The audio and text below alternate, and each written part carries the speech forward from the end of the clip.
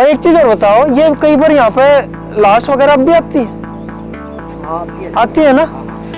ये कई बार गोताखोर वगैरह भी, पुलिस वगैरह निकलवाती भी है ना ये मुनक में, ये साइड पर, मतलब और पुराने टाइम से ही मिलती है ना लाश? पुराने टाइम की है, अंग्रेजों के टाइम की है ना ये नहर। अंग्रेजों के टाइम की है।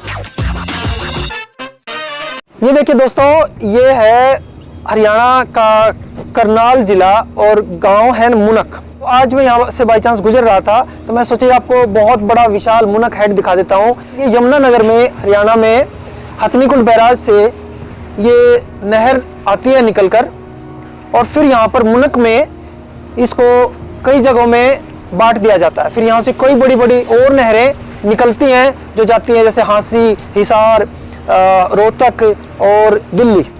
इस प्रकार यहाँ से अनेक बड़ी बड़ी नहरें हैं। ये एक बार ये देखिए कितना असीम जल है यमुना नदी को, तो ये इतनी बड़ी बड़ी कई और नहरें भी जब निकलती हैं तो सोच के देखिए यमुना नदी में जल रहेगा कहाँ से कम 18 से, ये हो सकता है 12 से 14 से, उससे भी ज्यादा हो सकती है, फीट गहरी है और कितनी चौड़ी है। इसको कोई तैराक भी एक बार में उधर से अगर पार करने की सोचे तो मुझे यकीन है वो थक जाएगा। और इतनी चौड़ी नहरें नॉर्मली होती नहीं है, दिखती नहीं है। इस जगह से कई चीजें और भी जुड़ी हुई हैं कि जैसे ये बताया कि यहाँ पर लाशों का मिलना इस नहर में एक आम बात है। कुछ लोग इसको खूनी नहर भी बोलते हैं क्योंकि अंग्रेजों के समय से ही, पुराने समय से लाशों का मिलना यहाँ पर एक आम बात रही है। लोग बैर में या रंजिश में भी लोगों को मारकर कुछ यहाँ डाल देते हैं, कुछ दुर्घटना में भी यहाँ पर गिर जाते हैं। क्योंकि आप एक चीज देखिए, कोई भी बाउंड्री नहीं है। किसी कोई अगर वाहन 2 व्हीलर या 4 व्हीलर से थोड़ा सा भी अगर तेज गति से आता है और उसका बैलेंस बिगड़ जाता है तो वो सीधा गिरेगा। दोनों साइड कहीं भी कोई रेलिंग नहीं है, फेंसिंग नहीं है। इससे ये पता लगता है कि सुरक्षा राम भरोसे है इस पर।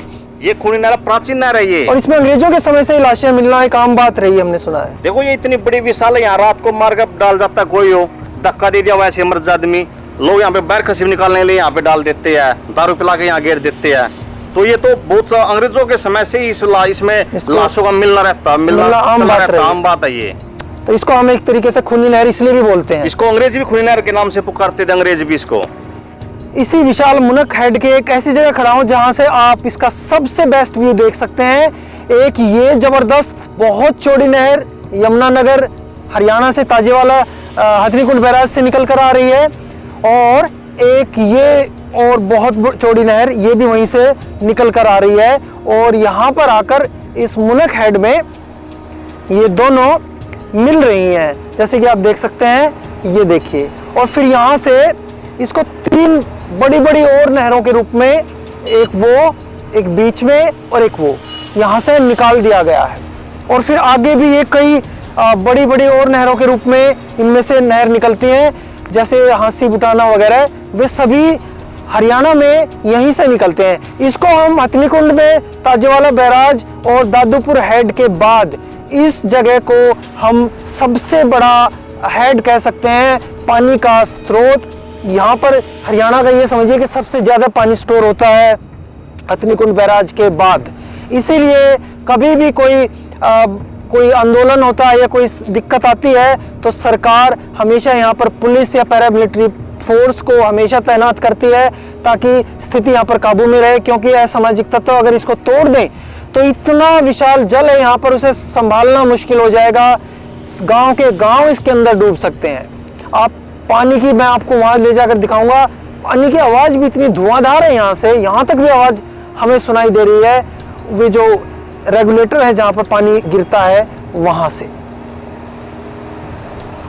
1860 ईस्वी के आसपास इस मुनक हेड का निर्माण अंग्रेजों ने करवाया था, जब वे ताजेवाला बैराज से हरियाणा और पंजाब का जो हिस्सा था हरियाणा, इसमें सिंचाई व्यवस्था को दुरुस्त करने के लिए नहरों का जाल बिछा रहे थे। ये उसी का नमूना जीता जागता मुनक हेड आज भी जीवित है और सही सलामत अवस्था में काम कर रहा है।